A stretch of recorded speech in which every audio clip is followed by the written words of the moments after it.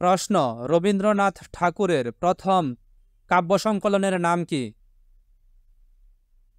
উত্তর, চয়নিকা।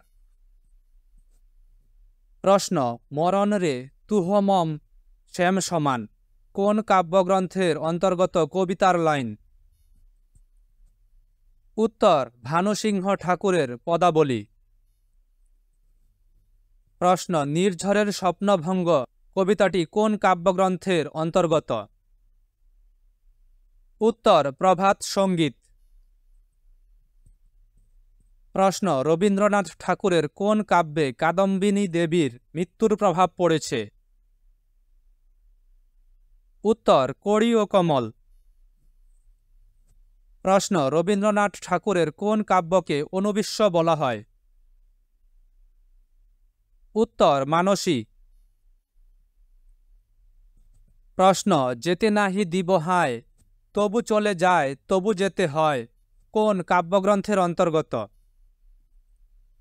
উত্তর, সোনার তরী। প্রশ্ন, 1400 সাল অথবা 1400 সাল কবিতা কোন কাব্যগ্রন্থের অন্তর্গত? উত্তর, চিত্রা। প্রশ্ন, শৈবাল দিঘিরে বলে উঁচু করে শির লিখে রেখো এক ফোঁটা দিলেম শিশির এটি কোন কাব্যগ্রন্থের অন্তর্গত? উত্তর, কণিকা। প্রশ্ন, রবীন্দ্রনাথ ঠাকুর নোবেল পেয়েছেন কোন কাব্যগ্রন্থের জন্য? উত্তর, সংস অফারিং। এটা বাংলায় ছিল হচ্ছে গীতাঞ্জলি। এটাকে যখন তিনি ইংরেজিতে অনুবাদ করেন তারপরে নোবেল প্রাপ্ত হন।